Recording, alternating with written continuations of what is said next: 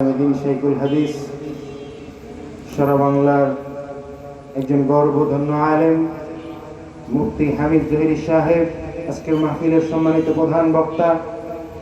বরেণ্য আলেমিদিন শেখুল হাদিস জননন্দিত ওয়াইজ মুফতি আব্দুল জব্বার কাসিমি সাহেব দামাত বরকাতুহু আলিয়া উপস্থিত হযরত উলামায়ে কেরাম আজকের মাহফিলে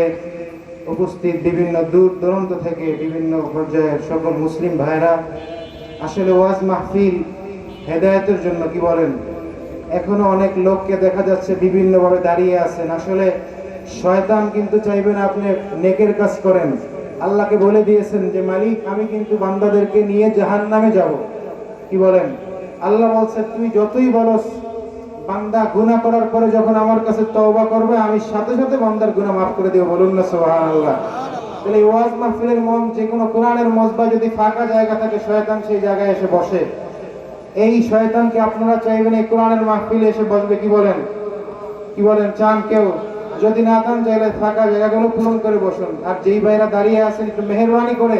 মাহফিলের মঞ্চে এসে বসে যান এই মাহফিল আগামীকালকে এই মাঠ থাকবে কিন্তু আজকে এই মাহফিলে বসলে যেই সওয়াব এটা কি আগামীকালকে কেউ পাবেন আমাদের প্রধান মেহমান আসতেছেন তার আগে আমি একটু আপনাদেরকে নিয়ে একটু মাঠটা গোছায় দিয়ে যাই কি বলেন আসলে আমি আপনাদের সামনে কোরআনুল কারীম থেকে একটা আয়াত তেলাওয়াত করেছি যে আয়াতে আল্লাহ রাব্বুল আলামিন বলেন যে তোমাদের জন্য রাস্তা রেখেছি দুইটা ফারিকুম ফিল জান্নাহ ওয়া ফারিকুম ফিস সাঈর একটা হলো জান্নাতের রাস্তা আরেকটা হলো জাহান্নামের রাস্তা যে হাদিস আপনাদের সামনে তেলাওয়াত করেছে বিশ্বনবী বলেন যে দুনিয়া সিজনুল মুমিন ওয়া জান্নাতুল কাফির বিশ্বনবী ডাক দিয়ে বলেন রে উম্মত দুনিয়াটা কিন্তু মুমিনদের জন্য না কোন মুমিন যদি চিন্তা করে যে দুনিয়া আমার জন্য কোন মুসলমান যদি চিন্তা করে তাহলে সে ধ্বংস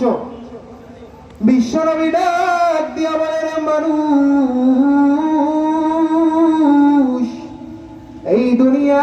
রব্বুল আলামিন শুধু মুমিনদের জন্য বানায় নাই রে কাফেরদের জন্য হলো এই দুনিয়া একটা বেহেশত আর মুমিনদের জন্য দুনিয়াটা জেলখানা আর দুনিয়া সিজনুল মুমিন ওয়া জান্নাতুল কাফির তাহলে দুনিয়াটা আমাদের জন্য একটা জেলখানার মতো কিন্তু ভাই বন্ধু আমরা সেই কথা ভুলে যাই আমরা দুনিয়া বিভিন্ন ক্ষমতার লোভে ব্যস্ত হয়ে যাই বিভিন্ন টাকার লোভে ব্যস্ত হয়ে যাই বিভিন্ন বাড়ি গাড়ি অট্টালিকার লোভে ব্যস্ত হয়ে যাই কি বলেন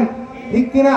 এখন যদি মারা যায় এই মুহূর্তে এই মজলিসে যদি মারা যায় কোথায় যাবে আপনার আমার ক্ষমতা কোথায় যাবে আপনার আমার টাকা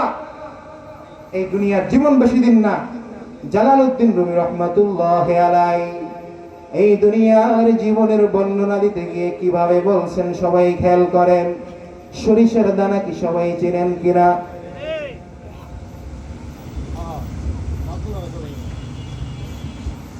জালালউদ্দিন রুমি রাহমাতুল্লাহি আলাইহি কিতাবের ভিতরে উল্লেখ করেছেন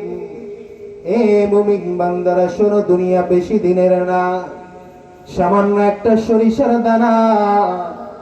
তাম পৃথিবী ভরা সরিষার দানা পৃথিবীর কোনো জায়গা ফাঁকা নাই ছোট্ট একটা দুর্বল পাখিকে যে যদি আর স্বাধীন থেকে দুনিয়ার জমিনে পাঠানো হয়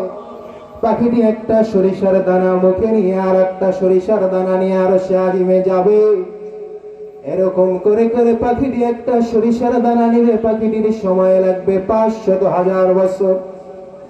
তাম পৃথিবী সমস্ত সরিষার দানাগুলো যদি খালি হয়ে যায় তাম পৃথিবী বড় সরিষার দানাগুলো যদি শেষ হয়ে যায় তারপরও জান্নাতের জীবন শেষ হবে না চিৎকার মেরে বলুন সুবহানাল্লাহ